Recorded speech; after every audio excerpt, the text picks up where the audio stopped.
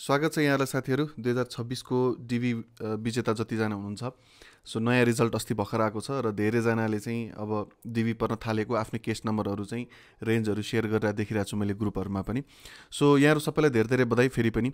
र अबको बाँकी प्रोसेस कसरी गर्ने अगाडि अब स्टेप 1 स्टेप 2 स्टेप 3 के हुन्छ, तपाईँले के कुरामा ध्यान दिनुपर्छ, कतिजनाले सुरुदेखि नै कति कुरा ध्यान नदिएको कारण चाहिँ पछि भिजा रिजेक्ट भएको पनि केसेसहरू छ। सो हामी कहाँनिर अवेर हुने, अनि कोही सिङ्गल हुनुहुन्छ भने बिहे कुन टाइममा गर्दा हुन्छ, यस्ता धेरै कुराहरू छन्। कसैको पासपोर्ट चाहिँ तपाईँको रिन्यू गर्नुपर्ने बेला हुन्छ, इन्टरभ्यू डेटभन्दा अगाडि गएर पासपोर्ट रिन्यू गर्न जानुहुन्छ, त्यो अहिलेदेखि नै हेर्नुपर्छ कि के छ। यो सबै विषयमा आज हामी एक एक गर्दै कुरा गर्छौँ, सो द्याट तपाईँलाई राम्रो गाइडेन्स होस् भनेर। ल यो 2026 को लागि मात्र नभइकन एभ्री टाइम तपाईँको चाहिँ डिभी खुल्दाखेरि अहिलेसम्मको नियमअनुसार चाहिँ सबैलाई काम लाग्ने नै भिडियो यो चाहिँ हरेक वर्षकै लागि हेर्दाखेरि पनि। सो अहिले चाहिँ स्पेसली 2026 को लागि बनाइरहेको छु। अब मेन हामी चाहिँ त्यो के डकुमेन्ट चाहिन्छ भन्ने कन्टेन्टमा साँच्चै मलाई यो के अरे लास्ट टाइम कमेन्ट्सहरूमा लेखिरहनु भएको छ, त्यो 2025 को डिभी विजेताहरूले हाम्रो किन नयाँ भिडियो नबनाइदिनु भएको भनेर अस्तिको भिजा बुलेटिनमा। त्योसँग रिलेटेड चाहिँ मैले यहाँ तपाईँले बाहिर यहाँ देख्न सक्नुहुन्छ, मैले थम्बनेल राखिदिएको छु। जुन लास्ट टाइम मैले भिडियो बनाएको थिएँ नि, त्यही मैले अलरेडी प्रिडिक्सन गरिदिइसकेको छु तपाईँको आउने महिनामा अब कस्तो टाइपको भिजा बुलेटिनहरू आउँछ, कति रेन्जको आउँछ, र त्यही अनुसारको आयो पनि। अस्ति जुन लेटेस्ट बढेर जुन आयो नि तपाईँको चाहिँ भिजा बुलेटिन, त्यो हामीले प्रिडिक्ट गरे अनुसार नै आइरहेको थियो। सो त्यसले गर्दाखेरि तपाईँ त्यो विषयमा चाहिँ चिन्तै नगर्नु, आउने 2-3वटामा पनि कस्तो आउँछ भनेर मैले त्यहाँ भनिदिइसकेको छु होइन। सो अब यो 4-5 दिनपछि फेरि एउटा नयाँ भिजा बुलेटिन आउँछ, त्यसमा चाहिँ म तपाईँहरूको लागि फेरि भरे एउटा भिडियो बनाउँछु। तर रेगुलर एउटै कन्टेन्ट के भनिरहनु, त्यो एउटा यो अघि अहिले स्क्रिनमा देखाइरहेको भिडियो तपाईँले हेर्नु भएको छ भने चाहिँ त्यति भिडियो हेर्दा तपाईँलाई पुग्छ है। मैले भन्नुपर्ने कुराहरू सबै त्यही नै भनिसकेको छु लगभग, अब एउटै कुरा रिपिट गरेर काम पनि छैन। सो त्यसले गर्दा मात्र नबनाएको है, तपाईँलाई मैले यहीँबाट जानकारी गरेँ। अब फेरि 2026 डिभी विनर्सहरूको लागि चाहिँ फेरि हामी ब्याक टु टपिकमा आयौँ है। सो यहाँले याद गर्नुपर्ने कुरा के छ त भन्दा, अपार्ट फ्रम त्यो डकुमेन्ट्स के चाहिन्छ, तपाईँले 3टा लिङ्कहरू चाहिँ हेर्नु। यो माथि जुन तपाईँले यो देखिरहनु भएको छ, यो लिङ्क चाहिँ तपाईँले चाहिँ गुगलमा सर्च गरेर तपाईँ यो वेबसाइटमा आउनु सक्नुहुन्छ होइन। यहाँ चाहिँ तपाईँले यो तपाईँको अहिले अपडेट हुँदैन है, यो 2026 को लागि भनेर आउँछ। अहिले तपाईँले 2025 को लागि मात्र देखिरहनु भएको छ लेटेस्टमा। 26 मा यो कहिले आउँछ भन्दा तपाईँको जनवरी 1 मा आउँछ। सो जनवरी 1 मा जनवरी 1 2026 को 2026 को जनवरी 1 मा आउँछ तपाईँहरूको लागि। सो त्यतिखेरसम्म चाहिँ तपाईँले त्यो DS-260 फर्महरू पनि सबै भरिसकेको हुनुपर्छ है। ल अनि त्यसपछि तपाईँले के हेर्न सक्नुहुन्छ भने कुन कुन रिजनबाट कति इस्युड भयो, कति चाहिँ तपाईँको एडमिनिस्ट्रेटिभ प्रोसेसिङमा छ, अनि यो सबै चिज भनेको के हो भन्ने कुरा हेर्न मन लाग्छ। जस्तै यहाँनिर यो छ नि, यो कुनै चिज तपाईँले यहाँ यो ग्राफ कसरी स्टडी गर्ने, यो सबै चिज हेर्न मन लाग्छ भने चाहिँ मेरो यो च्यानलमा अलरेडी भिडियोहरू छ, त्यसमा गएर हेर्न सक्नुहुन्छ है। ल सो अब जाउँ फेरि ब्याक टु टपिक। सो यहाँनिर चाहिँ एम्बेसीले कहिले कहिले सेकेन्ड लेटर दिइरहेछ, कति कति इस्यु गरिरहेछ, कुन एम्बेसीले कस्तो पर्फर्मेन्स गरिरहेछ, हाम्रो काठमाडौँको एम्बेसी जसलाई हामीले केडियु भन्छौँ उनीहरूले कस्तो पर्फर्मेन्स गरिरहेछ। यहाँनिर तपाईँको डिफ्रेन्ट रिजन वाइज चाहिँ कतिजनाको चाहिँ भिजा आइरहेछ, कतिले सेकेन्ड लेटर पाए, यो रेडी भने के हो, इस्युड भने के, यसको डिफ्रेन्सेसहरू के हो। तपाईँको आफ्नो केस नम्बर चाहिँ यहाँ अहिले त खोज्न मिल्दैन, यहाँनिर गएर चाहिँ आफ्नो केस नम्बर हालेर हेर्न मिल्छ, तपाईँभन्दा अगाडि कति मान्छे छन्, तपाईँ पछि कति मान्छे छन्। सो यस्ता यस्तो कुराहरू। अनि एम्बेसीले जुन तपाईँको चाहिँ डाटा डम्प गर्छ, त्यो भनेको चाहिँ एम्बेसीमा कतिजना चाहिँ इस्युड भयो यो लास्ट मन्थमा अथवा लेटेस्ट न्युजमा भनौँ। जस्तै आज यो भिडियो बनाउँदै गर्दाखेरि म तपाईँको 6 तारिकमा छु, मेको 6 तारिकमा छु भने मेको 3 तारिकसम्मको उसले डाटा चाहिँ यसरी अनलाइनमा फालिदिएको हुन्छ। सो त्यो सबै तपाईँले एनालाइसिस गरेर हेर्न सक्नुहुन्छ यहीँ गएर पनि। सो यो सबै चिजहरू मैले चलाउन सिकाएको छु, छुट्टै भिडियोमा गएर त्यो हेर्नु होला। त यो लिङ्क हामीलाई काम लाग्छ, तपाईँले बेला बेलामा हेर्दै गर्ने, एनालाइसिस गर्दै गर्ने, सिक्नु पर्यो है साथी हो। अनि सबै हाम्रो जस्तो भिडियोमा मात्र डिपेन्डेन्ट भएर पनि हुँदैन, ग्रुप च्याटमा चाहिँ 10जनालाई एउटै कुरा सोधेर मात्र पनि हुँदैन। आफू जति जान्ने हुनुभयो तपाईँको प्रोसेसिङ गर्न तपाईँलाई त्यति नै सजिलो हुन्छ है। सो आफ्नो कन्फिडेन्समा कतिले नचाहिने कुराहरू भनिदिरहेको हुन्छ क्या, सो तपाईँले त्यतातिर त्यो बहकाउमा लाग्नु पर्दैन। सो आफू प्रिपेयर हुनेतिर लाग्नुहोस् है अब मजाले। सो सबभन्दा फर्स्ट काम के गर्ने भन्नुहुन्छ नि, सबभन्दा फर्स्ट काम चुप्प लाग्ने, धैर्य धारण गर्ने, सबै साथीभाइलाई सुनाउँदै पनि नहिँड्ने मेरो डिभी पऱ्यो भनेर। किनकि अबको जर्नी तपाईँको यति फ्रस्ट्रेटिङ हुनेवाला छ। हामी यो जति पनि डिभी परिसकेपछि एउटा फेज आउँछ क्या, अनि हामी भन्छौँ क्या त्यतिखेर यार कसैलाई नभने भए ढुक्क हुन्थ्यो भनेर। किनभने तपाईँले त डिभी पऱ्यो भने सुनाइसक्नु भएको हुन्छ, तपाईँले महिनै पछि हप्तै पछि तेरो के भइरहेछ भनेर सोध्ने साथीभाइ त्यत्तिकै हुन्छन्। अनि तपाईँको त अहिले कति त अक्टोबर नलागुन्जेलसम्म त तपाईँको भिजा बुलेटिन पनि अपडेट भएको हुँदैन, तपाईँको पालै आउँदैन इन्टरभ्यूको होइन। अब यो 6-7 महिना त तपाईँ यत्तिकै पनि वेट गरेर बस्नुपर्छ, यो अरू कुराहरू हेरेर बस्ने हो। अनि तपाईँ 6-7 महिनासम्म मान्छेले चाहिँ के लाग्छ नि, डिभी पर्ने बित्तिकै 2-3 महिनामा क्याम्प भइहाल्छ होला अथवा 6 महिनामै भइहाल्छ होला। अनि नभन्दै तपाईँको अक्टोबरबाटै सुरु भयो भने पनि अर्को सेप्टेम्बरसम्म टाइम हुन्छ भनेको अबको 1.5 वर्षसम्म तपाईँको लाग्न सक्छ। यदि तपाईँको केस नम्बर चाहिँ 8-10 हजार 12 हजारको रेन्जमा छ भने आजको दिनबाट जोड्नु भने 1.5 वर्ष लाग्छ। अनि तपाईँले अहिलेदेखि नै यदि भनिदिन थाल्नुभयो भने चाहिँ के हुन्छ नि, कहिले आउँछ के भइरहेछ भनेर सोधेर तपाईँलाई दिक्क पार्छन्। सो एकदम फ्रस्ट्रेटिङ जर्नी हुन्छ।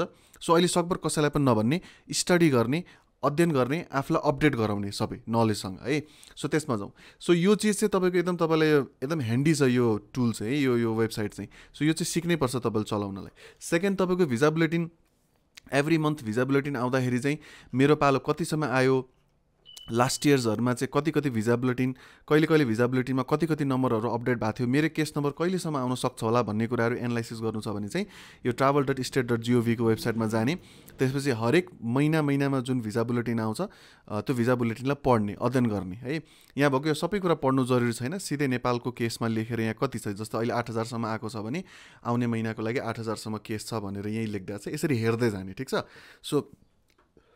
सो भिजा बुलेटिनसँग रिलेटेड पनि तपाईँलाई नलेज चाहिन्छ भने चाहिँ मेरो अरू भिडियोहरू छ कुनै भिजा बुलेटिनको अपडेट्सहरूलाई लिएर, त्यहाँ राम्रो एनालाइसिस गर्दै आउँछौँ हामीले, त्यो कुरा हेर्न नबिर्सिनु होला। ल फेरि जाउँ अब।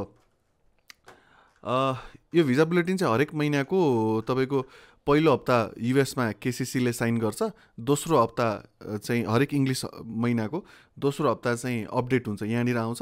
अनि यो यहाँ जति नम्बर लेखा हुन्छ त्योसम्म चाहिँ सेकेन्ड लेटर आउने टाइम भनेको चाहिँ तपाईँको तेस्रो हप्तामा चाहिँ सेकेन्ड लेटर आइसक्छ है।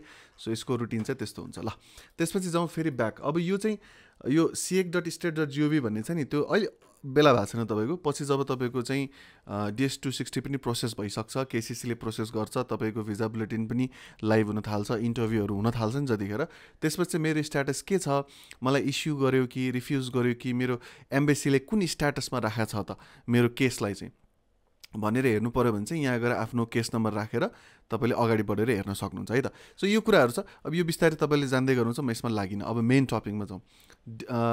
डिभीको तपाईँको इन्टरभ्यूको चेकलिस्ट के छ भनेर। सो चेकलिस्ट इनर नै हुन्, तर अलिकति म तपाईँलाई सरसर्ती भनिदिन्छु, डिटेलमा चाहिँ हामी पछि फेरि हरेकको एउटा सेपरेट भिडियो बनाइदिन्छौँ है, सजिलो हुन्छ तपाईँलाई। सो जसलाई डिभी पऱ्यो उसलाई हामीले प्रिन्सिपल एप्लिकेन्ट भन्छौँ। तपाईँको इन्टरभ्यूमा के चाहिन्छ भन्ने कुरा हो। त्योभन्दा पहिला चाहिँ एउटा भनिदिइहाल्यो, यो DS-260 कन्फर्मेसन पेज भनेको छ नि, तपाईँले अब गर्ने भनेको चाहिँ सबैभन्दा पहिला मैले अघि भने शान्त बस्ने, रिसर्च गर्ने, पढ्ने। अब विद्यार्थी भएर पढ्ने, अब डिभी पऱ्यो अब के गर्ने त भन्ने कुरा आफैले पढ्ने, अध्ययन गर्ने। होल्स भने के हो, केस नम्बर भने के हो, केस नम्बर कतिसम्म चाहिँ आउँदा चाहिँ लाइक चान्सेस एकदम हाई छ, मेरो रिस्क छ कि छैन। अनि कहिलेकाहीँ तपाईँको केस नम्बर 500 मात्रै हुन्छ तर सेकेन्ड लेटर नै आइदिएको हुँदैन, जबकि रनिङ केस नम्बर तपाईँको करेन्टमा चाहिँ 5000 पुगेको हुन्छ तर सेकेन्ड लेटर तपाईँको 500 केस नम्बर भए पनि आएको हुँदैन। सो किन त्यस्तो भयो, विगतमा त्यस्ता घटनाहरू किन घटे, यो सबै कुरा रिसर्च गरेर बस्ने, सो द्याट आफूलाई पर्दा आफू नअत्तालिउँ होइन, यो राइट डिसिजन आफूबाट होस् भन्नको लागि चाहिँ। सो अब सुन्नु, सब फर्स्ट काम तपाईँले के गर्ने भन्दा रिसर्च गर्न थाल्ने, शान्त बस्ने, रिसर्च गर्न थाल्ने, धेरैलाई सेयर नगर्ने, लिमिटेड मान्छेलाई मात्र सेयर गर्ने। अनि त्यसपछि DS-260 फर्म भर्नुपर्छ। DS-260 फर्मको लागि म कसरी भर्ने, आफै भर्न चाहनुहुन्छ आफै भर्दा नि हुन्छ, कन्सल्टेन्सीबाट भर्न चाहनुहुन्छ कन्सल्टेन्सीबाट भर्दा पनि हुन्छ, तर आफै पनि कसरी भर्ने म पनि त्यो पनि तपाईँलाई एउटा इक्जाम्पल दिएर चाहिँ एउटा भिडियो म छिटै बनाइदिन्छु। र DS-260 कहिलेसम्म भर्ने तपाईँहरूको मेजर क्वेसन हुन्छ। यो DS-260 भर्ने चाहिँ एक्ज्याक्ट डेट हुँदैन, थाहा पाउँ यो चिज है। कसैले चाहिँ तपाईँलाई त्यो गफ लगाइदिन्छ नि, 1 महिनाभित्र भर्नुपर्छ अरे, 15 दिनभित्र भर्नुपर्छ, जति छिटो भर्यो त्यति छिटो आउँछ, यस्ता कुरा पनि सुनिन्छ कि। यस्तो कुनै हावादारी कुरामा नलाग्नु। DS-260 म मेरै पालोमा पनि मैले भर्दाखेरि मैले करिब 5 महिनापछि भरे हो। सो डिभी परेको तपाईँले आरामसँग, कसैले त भन्नु न तपाईँको जस्तै 2025 को अहिले चलिरहेछ, हामी मेमा छौँ, मेमै गएर भर्नु पऱ्यो, उहाँले थाहा नै भएन डिभी परेको, 1 वर्षपछि उहाँलाई थाहा भयो अरे मेरो डिभी परेछ भनेर। सो 1 वर्षपछि पनि थाहा पाएर उहाँले DS-260 भरेर अनि अब आउने 2 महिनापछि अझै पनि टाइम छ नि त, केही महिना त अझै पनि टाइम छ। सो 2 महिना 3 महिनापछि पनि उहाँको सेकेन्ड लेटर आएर चाहिँ इन्टरभ्यू दिएर चाहिँ उहाँ जानुभएको छ। त्यस्तो त्यस्तो केसेस पनि हुन्छ। सो तपाईँले एकदम हुन्छ नि यही टाइममा भर्नुपर्छ 1 महिनाभित्र भन्ने खालको डेडलाइन हुँदैन यसको है। फर्स्ट बुझ्नै पर्ने कुरा। सेकेन्ड, त्यो DS 260 ढिलो चाहिँ किन भर्ने त भन्दाखेरि पहिलो कुरा त छिट्टै भरेर फाइदा छैन। त्यो कारण पनि टाइम लिने। टाइम के को लागि लिने भन्दा फर्स्ट एन्ड फरमोस्ट एकदम इम्पोर्टेन्ट कुरा के भन्यो त कसैले तपाईँलाई एकदम सिम्पल कुरा हो तर कसैले तपाईँलाई भन्दैन। फर्स्ट एन्ड फरमोस्ट के हो त भन्दा रिसर्च गर्नु पऱ्यो क्या। जस्तै तपाईँ टेक्सास जाने कि तपाईँ न्युयोर्क जाने कि तपाईँको नर्थ क्यारोलिना जाने कि तपाईँ कोलोराडो जाने कि। अब मेरो आफन्त कहाँ छन् भन्नुभन्दा पनि मेरा साथीभाइ कहाँ छन्, स्पोन्सर कहाँको राख्ने भन्दा पनि तपाईँले के हेर्ने भने मलाई कस्तो क्लाइमेट सुट गर्छ, म के को लागि म त्यहाँ डिभी पर गएँ भने म पहिला पढ्छु कि म सिधै काम गर्न जान्छु कि मेरो चाहिँ योग्यता अनुसारको काम कुन ठाउँमा राम्रो पाइन्छ होला, यस्तो सबै कुरा एनालाइसिस गर्ने। अनि बल्ल यो स्टेटमा चाहिँ मेरो स्पोन्सर कोही हुनसक्छ सक्दैन अनि रिसर्च गर्ने। अब तपाईँलाई हरेक त्यो त्यहाँ भएको सबै स्टेटको बारेमा बुझ्नलाई नै तपाईँलाई टाइम लाग्छ, निकै टाइम लाग्छ होइन। सो तपाईँलाई रिसर्च गरेर भ्याउनु एकलट। त्यसपछि बल्ल त्यो आफूले स्टेटहरू प्रायोरिटी 1 प्रायोरिटी 2 भनेर राखिसकेपछि अब त्यहाँनिर मेरो को स्पोन्सर्सहरू हुनसक्छ त साथीभाइ कोही छन्, अब बल्ल कुरा गर्न थाल्ने हो क्या त्यसपछि। अनि यो सबै कुरा डिसाइड गर्दा टाइम लाग्छ। सो DS 260 चाहिँ गएर हप्ता दिनमा भर्न जाने साथीहरू पनि छन्। हप्ता 10 दिनमा भर्न जाने होइन, त्यो हतार गर्नै पर्दैन। क्लियर हो ल। अर्को चिज, सो कोही सिङ्गल हुनुहुन्छ भने अब बिए गरेर जानु पर्ला। सो बिएको कुरा मिलाउन पनि टाइम लाग्छ होला। होइन 1 महिनामै बिए गरिहाल्नुपर्छ भनेर हतारिनु पनि पर्दैन। मजाले लगन साहित्य हेरेर तपाईँको जे छ आफ्नो कल्चर अनुसार पुरा गरेर त्यो अनुसार पनि तपाईँ जान सक्नुहुन्छ है। मजाले टाइम लिएर 2 महिना 4 महिना लिएर 6 महिना लिएर टाइम लिएर पनि गर्न सकिन्छ। एकदम हतारिनु पर्ने भन्ने चाहिँ केस हुँदैन है। सो अब तपाईँले DS 260 नै सबमिट गर्ने हो। सो त्यसको लागि चाहिने भनेको स्पोन्सरको डिटेल्सहरू चाहिन्छ त्यो फर्ममा राख्नको लागि। सो त्यो म त फर्मको लागि पनि एउटा बनाइहाल्छु भिडियो होइन।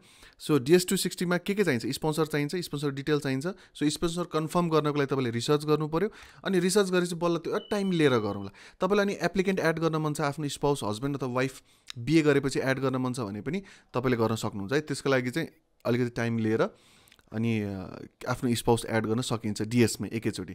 सो अहिलेसम्म बिए गर्नुभएको छैन भने पनि अतालिनु परेन। अब बिए गर्छु अनि एड गर्छु भन्दा नि हुन्छ। डिभी पढ्दा सिङ्गल थियौँ, अब म्यारिड भए पनि भर्दा नि फरक पर्दैन। अनि अर्को एउटा कन्फ्युजन पनि म दूर गराइदिइहालौँ। प्रायःले के भन्नुहुन्छ भने भर्दाखेरि सिङ्गल थियो तर एक्चुअली मान्छे म्यारिड थियो होइन। अनि उहाँले के गर्नुहुन्छ भने भयभरको तपाईँको चाहिँ लुकाउनुहुन्छ इन्फर्मेसन के लाइक म्यारिड मान्छे हो तर सिङ्गल भरेर चाहिँ पऱ्यो नि त, सिङ्गल स्ट्याटस राखेर परेको छ। अब म्यारिड गरेको बिए गरेको फोटो पनि सब डिलिट गर्ने फेसबुकतिरबाट, अनि आफूलाई सिङ्गल छु जस्तै देखाउने, अनि इन्टरभ्यू पनि सिङ्गल दिन जाने हो। त्यतातिर त्यसरी नजाउँ। कस्तो पनि केसेसहरू देखिएको छ भन्दाखेरि यो एकदम फेरि चाहिँ मैले एक्सपेक्ट नै नगरेको चिज है। मैले योभन्दा पहिला नै भिडियोमा तपाईँले हेर्नु भएको छ भने चाहिँ म आफैले पनि बोलेको छु भिडियोमा। किन भन्दा अहिलेसम्मको सबैले तपाईँलाई दिने रायसल्लाह यही नै हो, अहिलेसम्म बुझिअनुसार है। आफैले एमबेसीमा देखेको केस मात्र मैले तपाईँलाई अहिले भनिरहेको छु। यो एकदम अद्भुत चिज छ। यो लाइक भनौँ न नर्मली कसैले एक्सपिरियन्सै गरे हुँदैन। तपाईँले डिभी भर्दा सिङ्गल भर्नुभएको थियो तर तपाईँ म्यारिड हुनुहुन्थ्यो। अब तपाईँले डिभी परे पनि तपाईँले चाहिँ प्रायः कन्सल्टेन्टले अब तपाईँले प्रोसेसै नगर्नु, अब कि कसैले फेक गरेर चाहिँ म सिङ्गल छु भनेर प्रुभ गर्नतिर लाग्नुहुन्छ। त्यसरी पनि भिजा पाएर जानुभएको मान्छेहरू छन् होइन। तर अब त्यो ढाँट्नु छल्नु त हामीले भन्न मिल्दैन यसरी पब्लिक प्लेसमा गएर भन्दाखेरि। सो त्यो राम्रो पनि होइन। तर हामीलाई के लाग्थ्यो भन्दाखेरि त्यो म्यारिड मान्छे जसले सिङ्गल भइरहेको छ डिभी त पऱ्यो, अब उसले प्रोसेस गर्दाखेरि उसको भिजा लाग्दैन। एम्बेसीले चाहिँ म्यारिड हो भन्ने कुरा इन्क्वायरी गर्छ, वडा गाविस नगरपालिकामा इन्क्वायरी गर्छ, उसले आफ्नो रिसर्च पनि गर्छ। त्यो थाहा पाइसकेपछि भिजा सिधै रिजेक्ट गरिदिन्छ भन्ने नै थियो हामीलाई। र अब सिङ्गल भइरहेछ र पछि उसले म्यारिड भनेर पनि डिएसमा गएर म्यारिड भनेर सच्यायो भने पनि उसको भिजा लाग्दैन भन्ने नै बुझायो अहिलेसम्म है। तर अस्ति रिसेन्ट इभन लाइक विक पनि भएको छैन 2025 को डिभी विनरकै लटमा एकजना म्याडम चाहिँ जानुभएको थियो। अब यो म्याडमले यदि सुनिरहनु भएको छ भने त उहाँको भिजा आइसक्यो, सुनेर उहाँले कमेन्ट त नगर्नु होला। तर यदि उहाँले केही गरेर थाहा पाउनु भयो भने तल त्यो लेखिदिनु होला आफ्नो केही स्टोरी छ भने चाहिँ कमेन्टमा। के हो उहाँ जानुभयो, उहाँले हस्बेन्डहरू सबैको डिएस नै भरेर पठाउनु भयो। अनि उहाँले चाहिँ तपाईँले काउन्सलरले चाहिँ तपाईँले किन सिङ्गल भर्नु भएको थियो भन्दाखेरि मलाई थाहा थिएन, मैले जानिनँ, मैले त अब यस्तो गर्नुपर्छ भन्ने पनि थाहा थिएन, मैले त चिठा त हो नि भनेर मैले मेरो डिटेल राखेर भर्दिएँ। परेपछि कन्सल्टेन्सी जाँदाखेरि त तपाईँको त म्यारिड हो भने छोराछोरी 15-16 वर्षका भइसकेका थिए सायद होइन, 12-15 वर्ष कतिको ठुल्ठुलै थिए। सो छोराछोरी सबैको राखेर उहाँले डिएस बुझाइदिनु भयो। अनि यदि सेकेन्ड लेटर आयो भने इन्टरभ्यू दिन जानु, अब आएन भने आएन, तर आउने चान्स चाहिँ कम छ भनेर भन्नुभयो। मैले त भरेर पठाइदिएँ। त्यो अब कहाँ म त्यो फेक सेक केही पनि काम गर्दैन भनेर उहाँले इन्टरभ्यूमा मजाले कुरा गरेर दिँदाखेरि चाहिँ उहाँको सपरिवार भिजा लाएर पठाइदियो। अब यो एकदम रेयर केस हो है। मलाई यस्तो हुन्छ भन्ने मलाई लागेको पनि थिएन। प्रायः कन्सल्टेन्टहरूलाई सोध्नुभयो भने पनि उहाँहरूले भन्ने भनेको चाहिँ अब त्यो केसमा चाहिँ तपाईँले सिङ्गल भर्नुमा चाहिँ अब पर्दैन नै भनिदिन्छन्। सो यस्तो पनि केसेसहरू छ। सो यस्ता धेरै स्टोरीहरू छन्। तपाईँ आफूले पनि कति रिसर्चहरू गर्नुपर्छ होइन। अनि कति कुराहरू हामी यही युट्युबकै थ्रुबाट पनि तपाईँहरूलाई जानकारी गराइहाल्छौँ। सो म आएँ फेरि back to, so DS 260 form भर्नुपर्ने तपाईँको अबको स्टेप हो। त्योभन्दा त्यो भर्ने कसरी म त्यो भिडियो बनाइहाल्छु। हामी जाउँ तपाईँलाई इन्टरभ्यूको दिनमा चेकलिस्ट के चाहिन्छ त्यसमा कुरा गरौँ। आजदेखि तपाईँले के तयारी गर्नुपर्छ त त्यसमा जाउँ है त। So as a principal applicant जो डिभी विनर हुन्छ, पासपोर्ट। अब पासपोर्टको तपाईँको 6 महिनाको मिनिमम पनि तपाईँको चाहिँ के भन्छ भिजा हुनुपर्छ, सरी के अरे एक्सपायरी डेट चाहिँ 6 महिना यताको हुनुपर्छ भिजा लिनलाई। तर तपाईँ 6 महिना मात्रको के अरे एक्सपायरी डेट लिएर तपाईँ युएस जानुभन्दा काम भएन। सो के गर्नु भन्दाखेरि यदि तपाईँको पासपोर्ट एक्सपायर हुन आँटेको छ भने चाहिँ नयाँ पासपोर्ट निकाल्न सक्नुहुन्छ भने पासपोर्ट निकाल्नुहोस्। अझ बरु पासपोर्ट हरायो भनेर पनि तपाईँले अर्को निकाल्नु पर्ने हुनसक्छ भने त्यो पनि गर्दा हुन्छ बरु। तर मैले भनेको यदि तपाईँको चाहिँ के भन्छ पासपोर्टमा एक्सपायरी डेट चाहिँ यदि धेरै छैन भने है, मतलब तपाईँको अब एक्सपायर हुन आँटेको केसेस छ भने, सो कसैले चाहिँ पासपोर्ट डेट पनि हेर्नुमा आउँदैन। एकैचोटि मेडिकल गर्ने बेलामा अगाडि आएर मेरो चाहिँ छैन डेट सकिन आँटेछ भनेर चाहिँ त्यो पासपोर्ट डेट चाहिँ एकचोटि चेक गर्नु होला। यसको बारेमा डिटेलमा एउटा भिडियो बनाउँला। अर्को बर्थ सर्टिफिकेट। अब यसमा एउटा इस्युज के छ भन्दाखेरि जन्मदर्ता चाहियो। कसैको जन्मदर्ता अनुसारको नागरिकता नहुन सक्छ, त्यो हुनु भएन।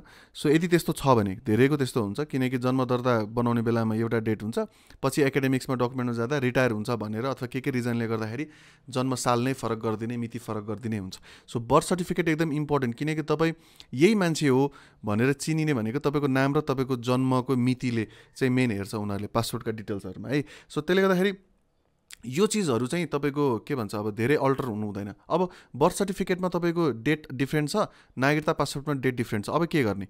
सो डिटेलमा त म भिडियो बनाउँछु नि, अहिले तपाईँलाई सरसर्ती भनिदिन्छु। सो बर्थ भेरिफिकेसन रिपोर्ट भनेर तपाईँले वडा गाविसमा गएर के गर्न सक्नुहुन्छ भने मेरो जन्मदर्ता अनुसार होइन, मेरो पासपोर्ट, मेरो नागरिकता, मेरो एकाडेमिक्स, जेमा तपाईँलाई जुन बर्थ डेट चाहिएको छ नि त्यो पनि दाखिल नेपाल सरकारले दिएको डकुमेन्ट हो नि त होइन। त्यसको आधार मानेर मलाई मेरो birth verification certificate, birth certificate होइन है, बर्थ भेरिफिकेसन सर्टिफिकेट बनाइदिनु भनेर चाहिँ तपाईँले निवेदन दिनुभयो भने अनि त्यही पासपोर्ट र उसको फोटोकपीलाई आधार मानेर उनीहरूले तपाईँलाई एउटा बर्थ भेरिफिकेसन सर्टिफिकेट भनेर बनाइदिन्छ। सो त्यो लिएर जाँदा हुन्छ है एम्बेसीमा। तर यही चिज फेरि तपाईँको यहाँ म्यारिज सर्टिफिकेट भनेर भनेको छ नि, बिए गरेको बेलामा फेरि म्यारिज सर्टिफिकेट नै चाहिन्छ, म्यारिज भेरिफिकेसन सर्टिफिकेटले काम गर्दैन। ठिक छ। सो यति कुरा बुझ्यो। सो सो बर्थ सर्टिफिकेटमा त्यो। अब यो किन यस्तो गरेको तपाईँलाई त लाग्दो होला, गाविस वडामा त मैले जे भने पनि चल्छ, हाम्रो गाउँठाउँमा सानो गाउँ छ यसो त्यहाँनिर बनाइदिनु भन्दा डेट अल्टर गरेर बनाइन्छ, त्यस्तो छैन है। अहिले सबै डिजिटल भइसकेको छ, तपाईँले वडा गाविस नगएको धेरै भएको हुनसक्छ। बर्थ सर्टिफिकेट तपाईँको सबै सिस्टममा जुन रेकर्ड थियो पहिला नै त्यही रेकर्ड अलरेडी आइसक्यो, 4-5 वर्ष भइसक्यो यस्तो भएको। अनि उनीहरूले चाहेर पनि यो चेन्ज गर्न मिल्दैन। हामीले त्योसँग रिलेटेड यो काठमाडौँको नक्सालमा छ पञ्जीकरण शाखा भनेर, त्यो डेटलाई चेन्ज गराउन कति कोसिस गऱ्यौँ, त्यो बर्थ सर्टिफिकेटको डेटै चेन्ज हुँदैन। बरु तपाईँ बर्थ भेरिफिकेसन सर्टिफिकेटतिर चाहिँ बनाउनुतिर लाग्नु, त्यो सजिलै पनि भन्छ, राइट प्रोसेस पनि त्यही नै हो है गर्ने। सो पुलिस रिपोर्ट बनाउनु पऱ्यो भने ओके, पुलिस रिपोर्टमा तपाईँको यदि केही क्राइम रेकर्ड छैन पुरानो भने सरको पुलिस रिपोर्ट बनिहाल्छ।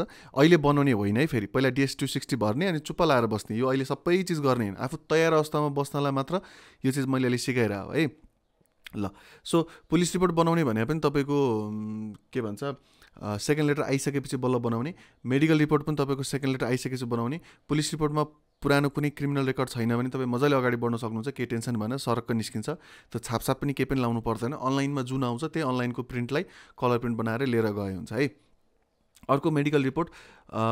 अनि अर्को कसैले सोध्नुहुन्छ मेरो पुरानो केस थियो तर अहिले चाहिँ मेरो कोर्टमा पेन्डिङ छैन। सो कोर्टमा पेन्डिङ छैन, कोर्टले तपाईँलाई सफाई दिइसकेको छ भने तपाईँको पुलिस रिपोर्ट क्लिनै आउँछ, त्यसले फरक पर्दैन है। सो मेडिकल रिपोर्टमा मेन तपाईँको चेक गर्ने भनेको ट्युबरक्लोसिस हो। ट्युबरक्लोसिस मतलब चेक त अरू धेरै कुरा गर्छ कि, ट्युबरक्लोसिस चाहिँ हुनु भएन। यदि ट्युबरक्लोसिस भयो भने चाहिँ तपाईँको 56 डेज होल्ड गर्छ मेडिकललाई। अनि बाँकी भनेको तपाईँको चेक गर्ने भनेको ब्लड्सहरू हेर्छ, ब्लड रिपोर्ट हेर्छ, त्यसमा कुनै STDs सेक्सुअली ट्रान्समिटेड डिजिजहरू लागेको हुनु भएन, अरू पनि धेरै रोगहरू छन् होइन। त नर्मल ब्लड प्रेसर यस्तो कुराहरू भएर केही पनि फरक पर्दैन। मेन तपाईँको ट्रान्सफरेबल रोगहरू हुनु भएन, कम्युनिकेबल रोगहरू हुनु भएन। र तपाईँ यस्तो रोग लिएर जाँदै हुनुहुन्छ जुन चाहिँ युएसमा गएर चाहिँ कसैहरूलाई सार्नुहुन्छ अथवा तपाईँको भनौँ न एकदम फ्याटल डिजिज छ होइन, त्यो डेथ हुन सक्ने चान्सेस खालको छ भने चाहिँ त्यस्तो केसमा चाहिँ तपाईँको भिजा चाहिँ उनीहरूले होल्ड गरिदिन सक्छ, रोकिदिन सक्छ। र अर्को, यदि तपाईँको यस्तो रोग लागेको छ जुन चाहिँ कम्युनिकेबल छ तर तपाईँको 2 महिना औषधि खाएर क्योर हुन्छ भने उनीहरूले तपाईँलाई टाइम दिन्छ, औषधि खुवाएर तपाईँलाई ठिक बनाएर अनि बल्ल तपाईँको इन्टरभ्यू सेड्युल गर्छ। सो जसको केस नम्बर अगाडि छ उहाँहरूलाई त निकै सजिलो हुन्छ, किनकि मेडिकल गर्ने टाइम पनि हुन्छ। यदि उनीहरूले चाहिँ भनौँ न आइओएमले तपाईँलाई औषधि नै खुवाएर चाहिँ ठिक बनाउनु पऱ्यो भने पनि तपाईँसँग टाइम हुन्छ। लास्ट केस नम्बर भएको साथीहरूलाई चाहिँ अलिकति तनाव हुनसक्छ, यो रिकभरीको टाइम नहुनसक्छ यदि कुनै त्यस्तो कुनै केस भयो भने। तर नर्मली हामीले हेर्दा अब भनौँ न 10 जना मेडिकल दिन जाँदाखेरि हार्डली 1 जनाको होल्ड हुन्छ, 9 जनाको त तपाईँको क्लियरली एकैचोटिमै पास भइरहेको हुन्छ है। सो त्यस्तो अत्तालिनु पनि पर्दैन, तर अवेर चाहिँ भइरहनु पर्छ। ल यसमा म डिटेल फेरि अर्को भिडियोमा बनाउँछु। अर्को जाउँ, एजुकेसन सर्टिफिकेट एसएलसी मार्कसिट चाहियो, +2 को ट्रान्सक्रिप्ट पनि चाहियो हुने है। सो तपाईँको ब्याचलर मास्टर जे पढेको भए पनि अरू कुनै सर्टिफिकेट त्यहाँनिर एमबेसीले हेर्दैन।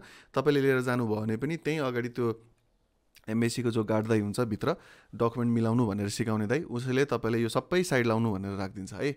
अनि कसैले चाहिँ यो ब्याचलर मास्टरको अनि एक्सपिरियन्स लेटर के बनाएर राखेर लिएर जानुभएको थियो। इन्टरभ्युअरको पालो त्यो अगाडिको गार्डले भनेको मानेन भन्ने पऱ्यो होला नि त उसलाई, यो सबै आखिर सिकाएर पठाएको हुन्छ। अनि मानेन भनेर होला 10 मिनट त्यहाँ पुरा दिमाग चाट्ने गरी क्वेसन सोध्दैछ। सो त्यसले गर्दा झन् नर्भस भयो बिचरा। सो त्यसले गर्दाखेरि त्यस्तो चिज पनि नगर्नु। तपाईँको +2 भन्दा माथिको तपाईँको अरू केही चिज पनि चाहिँदैन। तपाईँको त्यो सर्टिफिकेटहरू पछि गएर तपाईँलाई युएसमै गएर चाहिँ अरू कुनै काम गर्छु, अरू कुनै ट्रेनिङ लिन्छु, म मेरो सिभीमा त्यो चाहिँ देखाउँछु भन्दा त्यहाँ काम लाग्छ, यहाँ चाहिँ केही पनि काम लाग्दैन एमबेसीमा है। यति भए पुग्छ। अब कसैको ट्रान्सक्रिप्ट छैन, म वर्क एक्सपिरियन्स देखाउँछु भन्नुहुन्छ, नेपालको वर्क एक्सपिरियन्स प्रायः जुनसुकै काम गर्दाखेरि पनि त्यति धेरै मान्य हुँदैन। तपाईँले चाहिँ जस्तो भए त्यस्तै हुन्छ नि, एउटा एबिसी कम्पनीमा म 2 वर्ष यो गरेको थिएँ, 4 वर्ष यो गरेको थिएँ भनेर त्यो एक्सपिरियन्स देखाउँदैमा हुँदैन। युएसको चाहिँ सर्टेन गाइडलाइन छ, यसमा म छुट्टै भिडियो बनाउँछु फेरि। त्यो गाइडलाइन अनुसारको कम्पनीले र त्यो गाइडलाइन अनुसारको काम स्किल बेस्ड काम तपाईँसँग छ भने मात्र त्यो एक्सपिरियन्सलाई काउन्ट गर्छ है। सो नर्मली नेपालको केसबाट चाहिँ गरेको वर्क एक्सपिरियन्सहरू खासै काउन्ट भएको मैले देखाएको छैन। बाहिर मात्र त्यो अथेन्टिक मान्छ उनीहरूले, त्यस्तो वर्क एक्सपिरियन्सलाई चाहिँ लिन सक्छ है। फेरि दिँदैन भने पनि होइन मैले नेपालको। ल अर्को DS-260 कन्फर्मेसन पेज, मैले अघि लगभग धेरै कुरा भनिसकेँ यो विषयमा, सो यसमा म आइन। सो म्यारिज सर्टिफिकेटको विषयमा बिहे अहिलेसम्म गर्नुभएको छैन, बिहे गरेर तपाईँ जान सक्नुहुन्छ, केही टेन्सन पर्दैन होइन। तपाईँको सेकेन्ड लेटर के अरे इन्टरभ्यू भइसकेपछि बिहे गर्न मिल्दैन। इन्टरभ्यू हुने बित्तिकै पनि तपाईँ 2-4 महिनापछि बिहे गर्छु भन्न मिल्थ्यो होला नि त होइन, तर त्यो चाहिँ मिल्दैन। त्योभन्दा पहिला बिहे गरिसक्नु पऱ्यो, सर्टिफिकेट अट्याच गर्नु पऱ्यो, अनि म्यारिज सर्टिफिकेट नै चाहिन्छ। म्यारिज भेरिफिकेसन सर्टिफिकेटले काम गर्दैन, अघि बर्थ सर्टिफिकेटको केसमा मैले भनिसकेँ। सो त्यति कुरा विचार गर्नु पनि भइहाल्छ। बाँकी भनेको DS-260 टाइम लिएर भर्दा हुन्छ, बिहे गरेर त्यति हतार गर्नु पर्दैन, मैले अघि भनि नै सकेँ है। सो स्पोन्सर डकुमेन्टमा 1040 को ट्याक्स फाइल डकुमेन्ट चाहिन्छ। यो भने के हो भन्दाखेरि नेपालमा ब्यालेन्स सिट अडिट रिपोर्ट बनाए जस्तै वहाँनिर हरेक व्यक्तिले आफ्नो ट्याक्स रिटर्न बुझाउनुपर्छ। सो त्यो ट्याक्स रिटर्न चाहिँ हरेक व्यक्तिले बुझाउँदा 1040 भन्छ। W2 भन्ने पनि हुन्छ एउटा। सो जस्तै तपाईँले इक्जाम्पल दिनु पर्दाखेरि कसैले पठाउ जस्तो काम, पठाउमा राइडरको काम गरेर उता उबर हुन्छ। सो पठाउ उबर जस्तोमा काम गरेर चाहिँ यदि पैसा कमाउनु भएको छ भने उहाँले एक किसिमको ट्याक्स फाइल भर्नुहुन्छ। उहाँले कुनै अफिसमा जब गरेर त्यो 1% 10% TDS काट्छ भने त्यस्तो अफिसबाट त्यस्तो केसमा उहाँले बनाउने ट्याक्स फाइल डिफ्रेन्ट किसिमको ट्याक्स फाइल हुन्छ। उहाँ यदि कुनै इन्सुरेन्स एजेन्ट भएर चाहिँ उहाँको, म नेपालकै केसको इक्जाम्पल दिँदैछु है, बुझ्न सजिलो हुन्छ भनेर।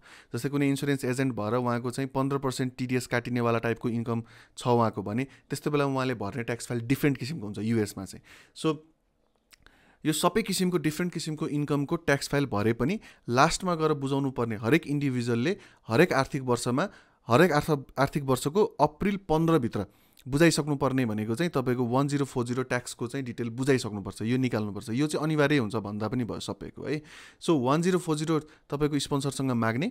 अब यो माग्दा एउटा प्रब्लम के हुनसक्छ, तपाईँले एकदम मेरो आफन्तै छन्, नजिकै मान्छे छन् स्पोन्सर भने तापनि यो डकुमेन्टमा चाहिँ व्यक्तिको सोसल सेक्युरिटी नम्बर्सहरू अनि ग्रिन कार्डका डिटेल्सहरू हुने भएको कारण कसैले चाहिँ यो आफ्नो पब्लिक नगरौँ भन्ने मान्छेलाई लाग्न सक्छ। यो रिस्क नै हुने कुरा हो। सो कसैले सजिलै तपाईँलाई नदेला, तपाईँले रिक्वेस्ट गर्नुपर्ने हुनसक्छ यो चिज चाहिँ म अन्त कन्सल्टेन्सीमा पनि दिन्न, अरू कसै साथीभाइलाई सेयर पनि गर्दिनँ, यो तपाईँको इन्फर्मेसन मैले एकैचोटि प्रिन्ट आउट गरेर म एम्बेसीमा लिएर जाने हो, मलाई विश्वास गर्नुहुन्छ भने भनेर त्यसरी कुरा गरेर कन्फिडेन्स लिएर मात्रै पनि यो लिनुपर्ने हुनसक्छ। तपाईँलाई नर्मली चाहिँ पठाइहाल्दैनन् है। अब कसैलाई चाहिँ होइन के फरक पर्छ र भनेर खालको दिने खालको अलिक क्याजुअली लिने मान्छे पनि हुन्छन्, तर मिसयुज गर्दाखेरि सजिलै मिसयुज हुन सक्ने चाहिँ इन्फर्मेसनहरू चाहिँ यो डकुमेन्टमा हुन्छ। सो एकदम ध्यान दिएर मात्र यो कुरा अगाडि बढाउनु होला। सो अर्को वेलकम लेटर भनेको छ, त्यसको छुट्टै एउटा फर्मेट छ, म नेक्स्ट कुनै भिडियोमा बनाएर देखाउँछु कसरी के राख्ने भनेर है।